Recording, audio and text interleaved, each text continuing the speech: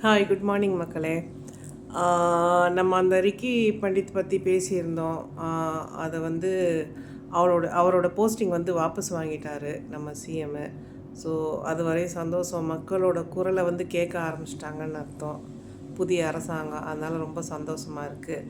இன்றைக்கி நம்ம பேச வேண்டிய விஷயம் என்னென்னா வந்து திருப்பூரில் நடந்த நிகழ்ச்சி. வெளிமாநில தொழிலாளர்கள் வந்து இங்கே வந்துட்டு தண்ணி அடித்து கலாட்டா பண்ணி பிரச்சனை பண்ணிகிட்ருக்காங்க அப்படின்னு சொல்லிட்டு அவங்க மேலே வந்து நிறைய கம்ப்ளைண்ட்ஸ் வருது. வெறும் திருப்பூரில் மட்டும் இல்லை, அவங்க எங்கெங்கே இருக்கிறாங்களோ அந்த இடத்துலலாம் நடக்கிற விஷயங்கள் இது. ஆனால் என்ன கேட்டிங்கன்னா, அவங்கெல்லாம் தப்பு பண்ணுறவங்கள நான் சொல்ல, நல்ல பசங்க நிறைய இருக்கிறாங்க. அவங்க ஒரு வேளை சாப்பாட்டுக்காக ஒரு டால் ஒரு ஒரு அரிசி கொஞ்சம் கிடைக்காதா நம்மளுக்கு? ஏன்னா அவங்க ஊரில் வந்து நம்மளை மாதிரி ஆப்ரேஷன் பண்ணணும், 2 குழந்தையோட போதும் அப்படின்ற அரசாங்க உத்தரவு எதுவுமே கிடையாது. அவங்க வீட்டில் வந்து இஷ்டத்துக்கு எத்தனை பிள்ளைங்க அவங்களால முடியுதோ அத்தனை பிள்ளைங்க அவங்க பெற்றுக்குவாங்க. அவங்களுக்கு சாப்பாட்டுக்கு இருக்கோ இல்லையோ கடவுள் கொடுத்த வரோன்னு சொல்லிட்டு அவங்க பெற்று போடுற அந்த மாதிரியான ஊர்லேருந்து வர்றாங்க அவங்க. அதனால் ஒரு வீட்டில் குழந்தைங்க வந்து இருக்குது, அவங்களுக்கு படிப்புக்கு சாப்பாடெல்லாம் கொடுக்கணுன்ற அக்கறையெல்லாம் அவங்களுக்கு கிடையாது. பெற்றுட்டே ஓரளவுக்கு நீ வளர்ந்துட்டியா, போ எங்கேயாவது போய் சாப்பிட்றதுக்கு நீ போய் தேடிக்கோ அப்படின்னு அனுப்பிச்சி விட்ருவாங்க. இந்த மாதிரி அதனால தான் இந்த கான்ட்ராக்டர்கள்லாம் அவங்களெல்லாம் கூட்டிகிட்டு வந்து வேலைக்கு வைக்கிறாங்க.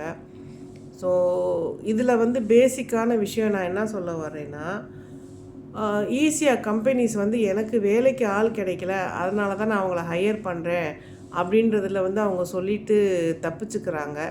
சரி, நம்மளுக்கும் செலாவணி வேணுன்றதுனால நம்ம வந்து அவங்கள கொஞ்சம் அட்ஜஸ்ட் பண்ணிட்டு போகிறோம்.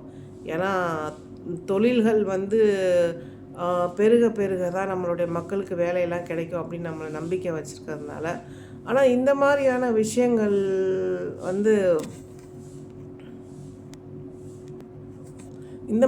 விஷயங்கள் வந்து சிலருக்கு சாதகமாகவும் சிலருக்கு பாதகமாகவும் முடியுது.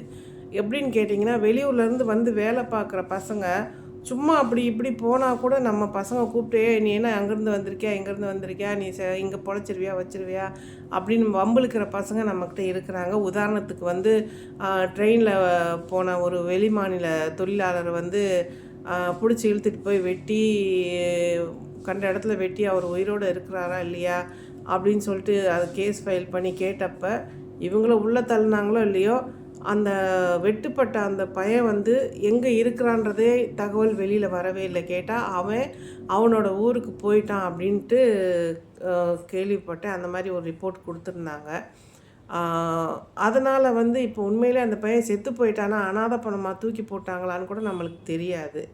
ஏன்னா அந்த மாதிரி சில விஷயங்களும் நடந்திருக்கலாம். அவ்வளோ வெட்டுப்பட்டவன், தலை மூஞ்சி கைகாலெலாம் வெட்டுப்பட்டவன் எப்படி அடுத்த 2 நாளில் வந்து அட்மிட் பண்ணியிருந்தவன் வந்து அவங்க ஊருக்கு அவன் தனியாக போயிருக்க முடியுன்றது நம்மளுக்கு ஒரு சின்ன கொஸ்டின். நம்மளுக்கு ஒரு சின்ன ஒரு இதுனாலே நம்மளால் எந்திரிச்சு நடக்க முடியலன்னு சொல்லிட்டு 10 நாள் படுத்து கிடப்போம். அதை கொஞ்சம் யோசித்து பார்க்கணும் நம்ம. சரி, அது போட்டும் விடுங்க. ஸோ என்னை பொறுத்த வரைக்கும் வந்து அந்த கம்பெனிஸ்க்கும் அந்த கான்ட்ராக்டர் மேலேயும் நம்ம வந்து கேஸ் போட்டோம்னா, இந்த மாதிரி நீ கூட்டிகிட்டு வந்த தொழிலாளி தான் இப்படி பண்ணுறான், ஸோ இதுக்கு நீ தான் காரணம், இதுக்கு நீ தான் வந்து பொறுப்பு ஏற்றுக்கணும் அப்படின்ற விஷயத்த நம்ம சொன்னோம்னா, அவங்க கொஞ்சம் அலர்ட்டாக இருப்பாங்க. அதுக்கேற்ற மாதிரி கரெக்டான ஆள் அவங்க வந்து செக் பண்ணி கூட்டிகிட்டு வந்துடுவாங்க. வேலைக்கு ஆள் கிடைச்சா போதும்னு சொல்லிட்டு அவங்க கூட்டிகிட்டு வர்றதுனால, அவங்களோட பேசிக் அவங்களோட பேக்ரவுண்ட் என்னன்றது தெரியாமல் கூட்டிகிட்டு வர்றதுனால நிறைய தப்புகள் நடக்குது. இப்போ உதாரணத்துக்கு நிறைய கொலை, கற்பழிப்பு, கொள்ளை நடக்கிற விஷயங்கள்லாம் வந்து சமீப காலமாக நிறையா வந்திருக்கு. சமீப காலமாக அவங்க வந்து ட்ரெயினாக வந்து சேர்ந்து வந்து மொத்தமாக வந்து இங்கே இறங்குறாங்க. அதில் யார் எப்படியாப்பட்ட ஆள், எந்த கான்ட்ராக்ட் கூப்பிட்ருக்காரு, எந்த கம்பெனியில் ஒர்க் பண்ண போகிறாங்க அப்படின்றது கூட யாருக்குமே விஷயம் தெரிஞ்சிருக்காதுன்னு நினைக்கிறேன் நான்.